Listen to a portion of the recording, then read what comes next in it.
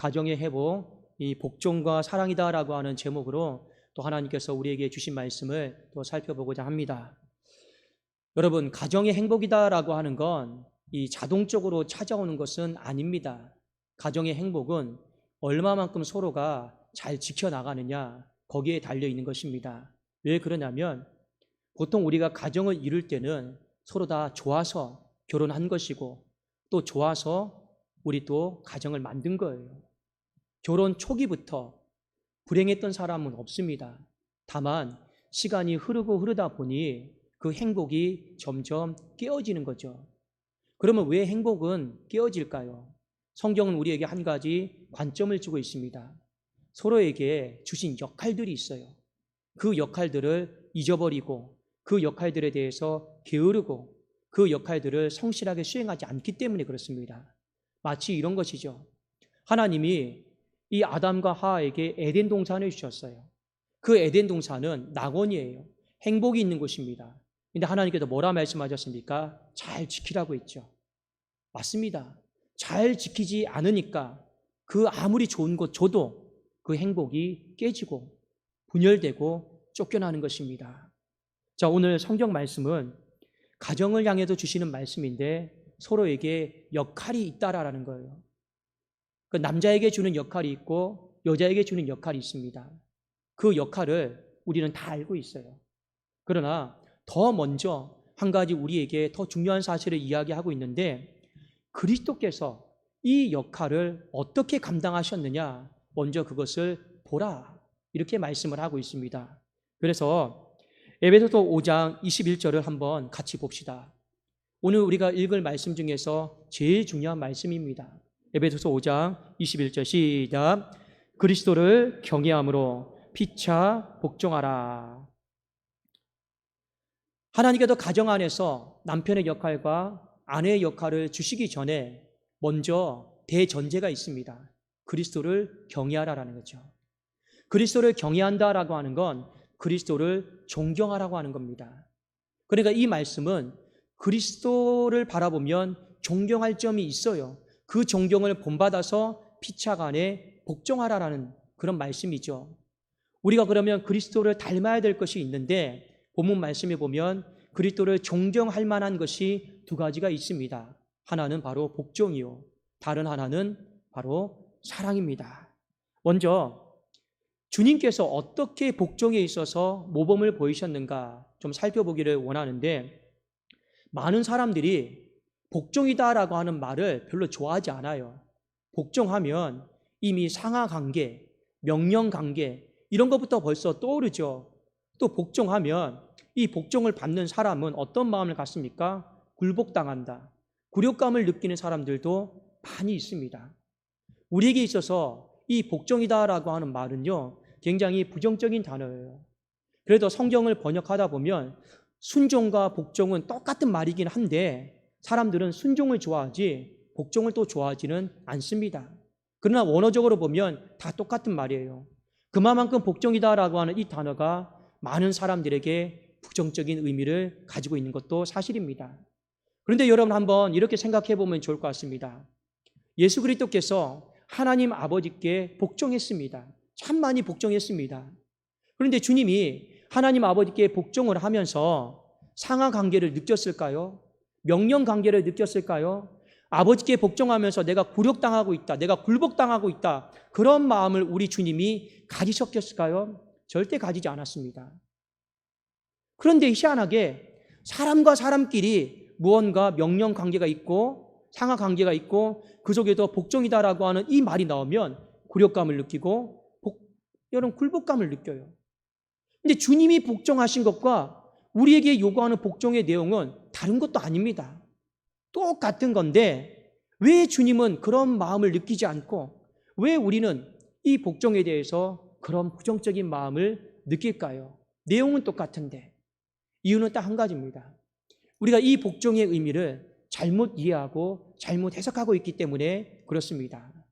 여러분, 복종한다라고 하는 건 어떤 의미냐? 이것만 여러분 잘 아셔도 됩니다. 상대방의 뜻을 세워주는 거예요. 상대방의 뜻을 세워주는 것을 복종한다, 그렇게 이야기를 하고 있습니다. 예수님이 어떻게 하나님의 뜻을 세워드렸는가 한 두 구절로 제가 예를 들어 볼게요. 십자가를 지시기 전에 예수님 십자가를 지기가 어려웠습니다. 그래서 하나님께 이렇게 기도하죠. 주님, 이 잔을 내게서 지나가게 하십시오. 십자가를 못 지겠다라는 거예요. 근데 그 다음에 어떻게 기도합니까? 그러나 나의 원대로, 내 뜻대로 하지 마옵시고 아버지의 원대로, 아버지의 뜻대로 되기를 원합니다. 이게 복종입니다.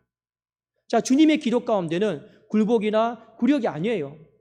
내 뜻을 내려놓고 하나님의 뜻을 세워드리겠습니다. 이것을 우리는 두 글자로 복종이라고 합니다.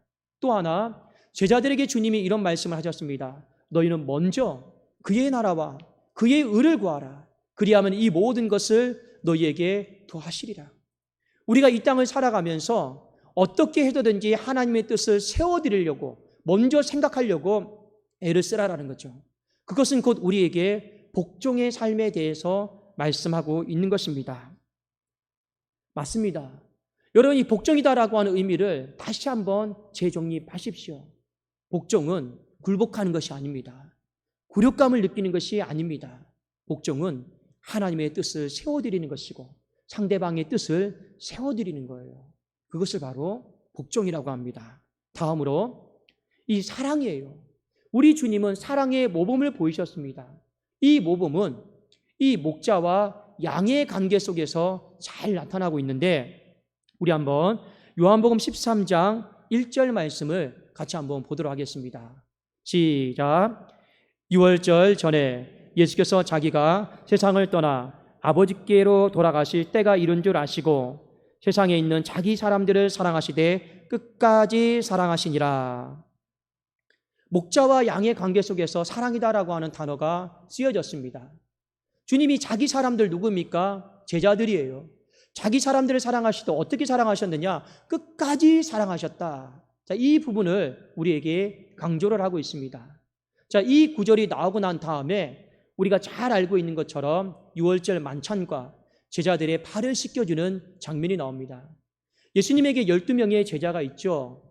그런데 그 중에서 두 사람은 발을 씻기기가 상당히 불편했습니다. 누군지 아십니까? 가룟 유다예요. 왜요?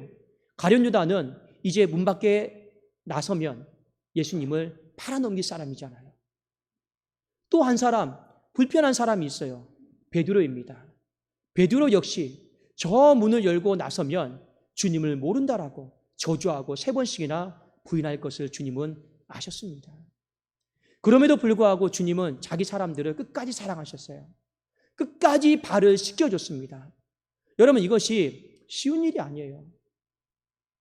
여러분을 욕하고 여러분을 해하려고 하는 사람, 여러분들에게 모함을 하는 사람, 그 사람과 같이 식사할 수 있습니까? 그 사람과 같이 여행할 수 있습니까?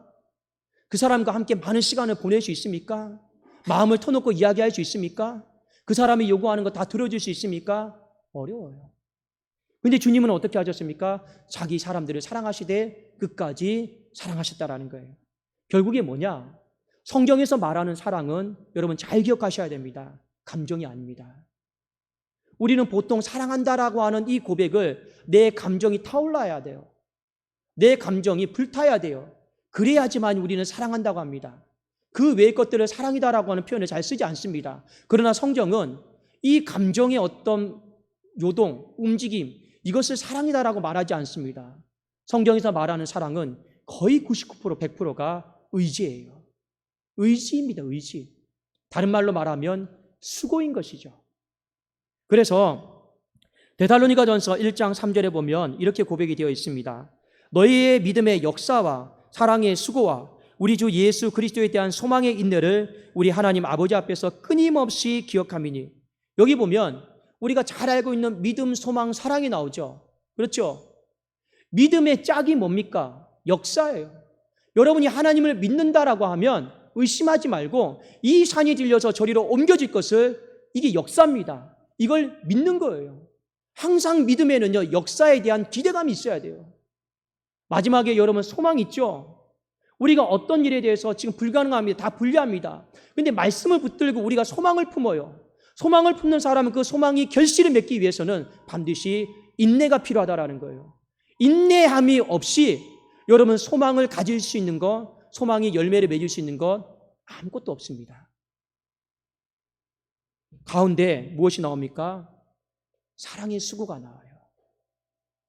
사랑은 감정의 고백이 아닙니다. 반드시 사랑의 짝은 수고예요. 그래도 요한일서 3장 18절에 이렇게 고백하고 있죠. 말과 혀로만 사랑하지 말고 행함과 진실함으로 하자. 이것이 수고입니다.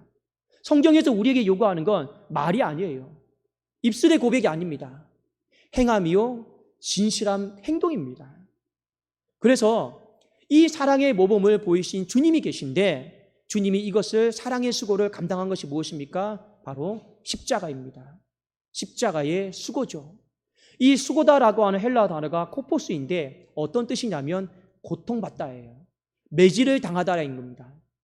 주님이 십자가를 통해서 고통받으셨고 주님이 이 십자가를 통해서 매질을 당하셨는데 이것이 바로 수고입니다. 어떤 수고라고요? 사랑의 수고예요. 이 사랑의 수고를 내 단순한 감정과 내 단순한 열정을 가지고 할 수 있는 것이 아니에요. 이것은요 의지의 고백인 겁니다. 우리 주님께서 오늘 두 가지를 우리에게 모범을 보이셨어요. 하나는 무엇입니까? 복종. 하나님의 뜻을 세워드리는 것.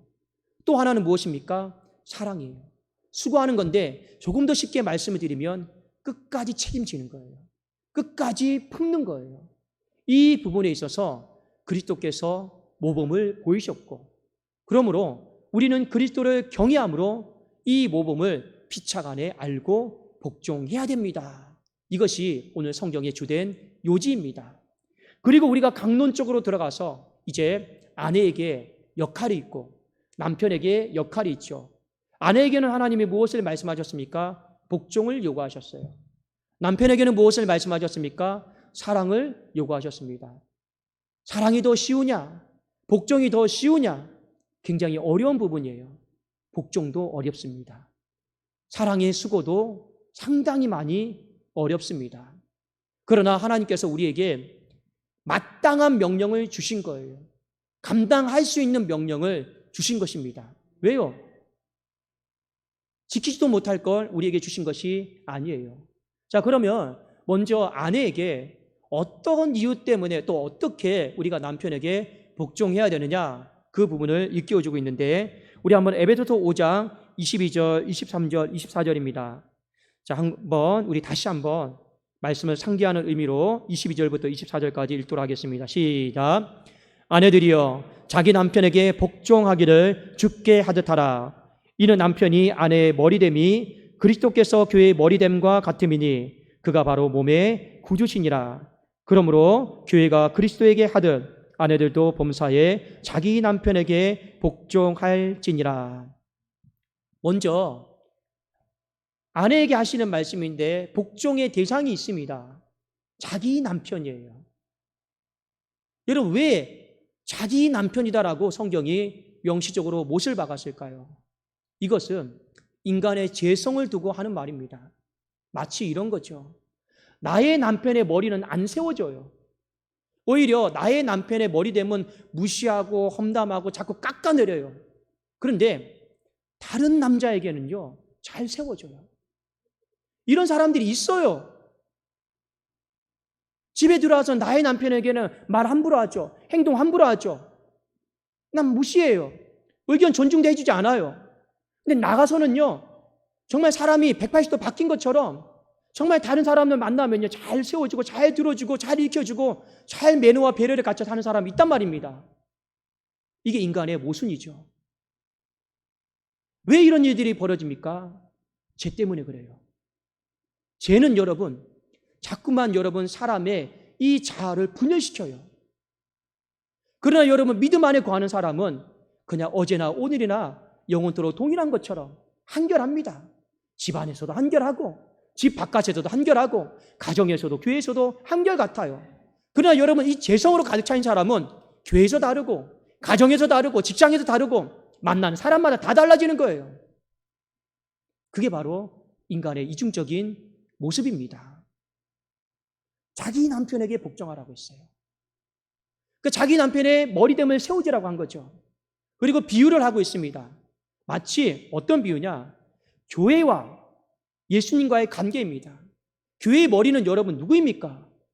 교회의 머리는 여러분 담임 목사가 아니에요. 교회의 머리는 장로가 아닙니다. 교회의 머리는 여러분 누구입니까? 오직 예수 그리스도 한 분이셔요. 나머지는 그냥 다 그냥 시키는 대로 하는 거예요. 그런데 교회의 머리가 그리스도이십니다. 자, 그러면 교회의 역할은 여러분 무엇일까요? 하나님의 말씀을 공동체가 되어서 하나님의 뜻을 세워드리는 게 교회예요. 내 뜻 펼치려고, 내 야망, 명예 펼치려고 여러분 교회 생활하는 거 아닙니다. 교회는 집합체예요. 공동체예요. 말씀 공동체죠. 예배 공동체죠. 말씀 공동체, 예배 공동체가 되어서 하나님의 뜻을 세워드리는 것, 그리스도의 머리를 세워주는 것이 교회입니다. 마찬가지로 가정의 머리는 누구냐? 남편이에요. 그러면 이 아내가 어느 정도로 남편의 머리를 세워줘야 되느냐? 교회가 그리스도에게 하듯 그와 비슷한 수준으로 남편의 머리됨을 세워줘야 된다는 거예요. 함부로 하지 말고, 무시하지 말고, 어떻게 하라고요? 그 뜻을 먼저 물어보고 먼저 세워주라라는 거죠. 간혹 가다가 목회 상담하다 보면 이런 경우가 있습니다. 목사님, 다 맞는 말씀인데 솔직히 말해서 존경할 구석이 있어야지 세워주죠. 존경할 구석이 없는데 뭐 세워집니까? 이렇게 여러분 상담하시는 분들도 많이 있습니다. 그러면 제가 여러분들에게 반문하겠습니다. 하나님께서 여러분을 사랑하실 때 사랑할 구석이 있어서 사랑하셨습니까? 그런 거 아니잖아요. 죄인 중에 계수되었을 때 우리를 그저 사랑하신 겁니다. 내 힘과 능력으로 남편의 머리에 못 세워집니다. 어떻게 세워질 수 있습니까? 이미 제가 처음에 전제로 말씀드렸잖아요. 그리스도를 경외함으로, 그리스도를 존경함으로, 주님 때문에 내가 사랑의 수고를 가지고 남편의 머리됨을 세워주는 것입니다. 신앙생활 내 힘과 능력으로 할 수 있는 것이 없어요. 주님께 힘을 공급받아야 되고 주님 의지에서 남편의 뜻을 먼저 세워주는 거예요. 그래야지만이 가정의 평화가 깨어지지 않고 여러분 잘 지속이 됩니다. 내가 많이 남편의 머리를 세워줬습니다. 그러면 그 혜택은 고스란히 누구에게 올까요? 누구에게 올까요? 아내에게 그대로 옵니다. 왜요? 남편은 아내의 격려로 말미암아 힘을 얻거든요. 그 여러분 힘을 가지고 힘을 받은 남편에게 하나님이 명령하시는 거죠. 어떤 명령을 하시는 겁니까? 너는 사랑의 수고를 감당해라. 명령하시는 겁니다. 그래서 순서적으로 아내에게 먼저 명령하시고 그 다음에 남편에게 명령하신 것입니다. 자, 우리 한번 남편에게 주신 말씀 한번 볼까요? 에베소서 5장 25절 한번 같이 한번 보도록 하겠습니다. 자, 말씀을 상기하는 의미에서 에베소서 5장 25절입니다. 함께 읽겠습니다. 시작. 남편들아, 아내 사랑하기를 그리스도께서 교회를 사랑하시고 그 교회를 위하여 자신을 주심같이 하라. 우리가 보통 교회는 그리스도의 몸이라고 합니다. 왜 교회를 그리스도의 몸이라고 할까요? 그리스도의 피값으로 이루어진 신앙 고백으로 이루어진 교회이기 때문에 그렇습니다. 그래서 그리스도의 몸이라고 합니다. 우리는 비록 육적인 성전에 있지만 우리는 항상 예배 때마다 제일 먼저 신앙 고백하죠. 사도신경요. 그 고백이 뭡니까? 우리가 예배를 드릴 수 있도록 주님께서 이 성전을 주셔서 감사합니다. 우리가 이 예배 드리는 공간은 육적인 공간이 아니요 그리스도 안에 있는 공간입니다라고 하는 믿음의 고백도 다 포함이 되어 있는 거예요. 신앙의 고백이죠. 그런데 이 교회를 세우기 위해서 주님이 어떻게 하셨느냐 말씀해 보니까 자신을 다 줬다라는 거예요. 그래도 우리 보통 이런 말 하죠. 그리스도께서 십자가를 지셨을 때 물과 피까지 다 쏟으셨습니다. 자신의 전부를 주면서까지 교회를 끝까지 책임진 거예요. 교회를 끝까지 품으신 겁니다. 남편들에게 요구하는 하나님의 명령입니다. 내가 교회를 끝까지 책임지고 내가 교회를 끝까지 품은 것처럼 너도 연약한 그릇인 아내를 향해서 끝까지 수고해라. 끝까지 책임지고 끝까지 품어라. 이 명령을요 남편에게 하고 있는 것입니다. 여러분, 어떤 것이 더 쉬우냐, 어떤 것이 더 어려우냐, 이 가치를 따지지는 마십시오. 중요한 것은요 하나님이 우리 각자에게 요구하신 역할이 있다는 거예요. 아울러서 한 가지 더 말씀드릴게요. 남편들에게도 동일한 말씀입니다. 이 사랑의 수고를 그러면 누구에게 쏟아 부을 것이냐? 엉뚱한 여자에게 가서 쏟아붓지 말고 분명히 오늘 성경 말씀해 보니까 자기 아내에게 이 사랑의 수고를 쏟아 부으라는 거예요. 아까도 제가 말씀드렸지만 사람은 참 이중적입니다. 하나님이 나에게 주신 짝에게 사랑의 수고를 쏟아붓지 않고 엉뚱한 사람에게 이 사랑의 수고를요 쏟아붓고, 엉뚱한 사람은 끝까지 책임지고, 엉뚱한 사람은 끝까지 여러분 내가 품으려고 하는 사람이 있어요. 그 윤리적으로 바람피는 거죠. 하나님이 그것을 경계하신 겁니다. 그래도 오늘 이 말씀은요, 우리 이 가정을 파괴시키는 이 부분들에 대한 하나님의 경고요, 하나님의 요청이기도 한 것이죠. 다시 한번 우리가 이 가정주의를 맞이해서 왜 가정이 깨어졌을까? 가정이 파괴되었을까? 그걸 잘 생각해 보십시오. 자기의 역할을 다 감당하지 못한 부분들이 굉장히 많이 있습니다. 분명히 내 역할이 있어요. 근데 그 역할을 다 까마득하게 잊어버렸어요. 기억이 안 나요. 그리고 시간이 지나면 어떤 일이 벌어집니까? 성격 탓이다, 남 탓이다, 당신 때문에 그렇다 하고요, 다 서로에게 총구를 겨누면서 가정이 파괴되는 사람들이 많이 있습니다. 그러나 모든 문제가 발생했을 때는 외부에서 여러분 탓하려고 하지 마시고 내 자신을, 내 마음을 들여다보십시오.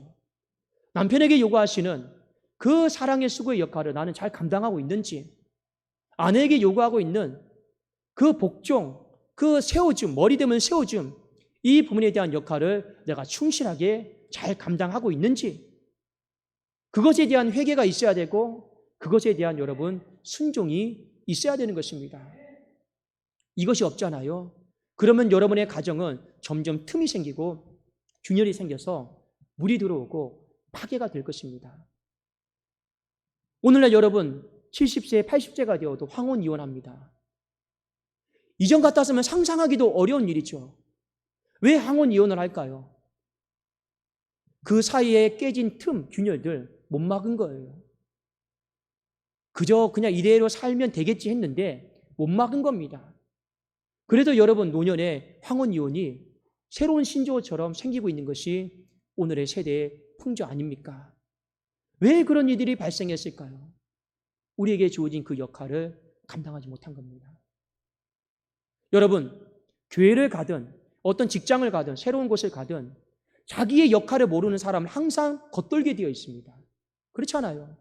내가 무슨 일을 해야 되는지 몰라서 멀뚱하게 여러분 쳐다만 봐요. 그러면 다른 사람들은 바쁜데 이거 해야 되는데 이거 해봐. 내 역할을 몰라요. 그러니까 계속 눈치만 살펴요. 계속 겉만 맴돌아요. 이 자기 역할을 모르기 때문에 그렇습니다. 만약 내 역할을 정확하게 알고 있으면 시키지 않아도, 눈치 주지 않아도 내가 이거 해야겠구나, 내가 이거 해야겠구나, 적극적으로 사람이 바뀌죠. 역할을 몰라요. 그런데 희한하게 그 역할을 모르는 사람이 누구냐? 아내요, 남편이다라는 겁니다. 그리고 계속 가정이 겉돌아요. 밖으로 돌아요. 이런 일들이 여러분 비일비재하다 보니까 가정이 깨지는 것입니다. 파괴되는 것이죠. 그래서 다시 한번 우리에게 하나님께서 하시는 말씀이 무엇입니까? 그리스도를 경외함으로, 그리스도를 존경함으로 피차 간에 복종하라라는 겁니다. 많은 크리스찬들의 기도 제목이 있어요. 주님을 닮아가는 거예요. 그렇지 않습니까? 주님의 그 온유한 마음 담고 주님의 성품 담기를 원하는 것, 우리의 기도 제목 중에 한 가지입니다. 그런데 여러분, 주님은 닮기를 원하면서 복종을 안 해요. 사랑의 수고를 안 한단 말입니다. 그러면서 말과 혀로는 주님 닮고자 합니다. 이런 여러분 위선적인 기도들이요 난무하고 있다라는 거예요. 여러분 정말 주님을 닮기를 원하십니까? 그러면요 그리스도를 존경하고 그리스도를 경외함으로 말미암아 어떻게 하면 내가 내 역할 가운데 복종할 수 있을까? 이것을 마음속에 조금 더 적극적으로 받아들이고 수용을 하셔야 되는 겁니다. 여러분의 인생 가운데 주님을 닮는다라는 거 얼마나 여러분 축복인지 아십니까? 팔복에 보면요 이런 복이 나옵니다. 온유한 자는, 주님의 성품을 닮은 자이죠. 온유한 자는 복이 있나니 땅을 기업으로 받을 것이요. 왜 우리가 주님의 성품을 닮기를 원하는지 아십니까? 주님의 성품을 닮는 자마다 하나님께서 상상할 수 없는 놀라운 복들을 부어주시는 약속이 있어요. 가정을 향해서 남편을 바라보면 이 왼수, 아내를 바라보면 이 왼수, 그런 마음 드십니까? 함부로 하고 싶은 마음이 드십니까? 말을 막 하고 싶은 마음들이 드십니까? 그 주님 닮은 모습이 아니죠. 마귀 닮는 모습이죠. 주님을 닮으려면 어떻게 해야 됩니까? 또 그리스도를 경외하십시오. 그리스도를 경외하면서 맞다, 나에게 주신 하나님의 강조된 역할이 있다. 내가 그 역할을 잘 감당하자. 그 마음으로요, 또 우리가 온전한 순종 가운데 나가셔야 됩니다. 혹여 여러분들에게 마지막 한 가지만 더 당부를 드리겠습니다. 말씀을 들었는데 이런 분이 있어요. 부부가 말씀을 듣고 이렇게 서로 대화를 나눕니다. 남편이 무언가를 얘기했어요. 근데 아내가 복종하지 않아요. 이번 주에 목사님이 설교했는데 왜 당신 나에게 복종하지 않아?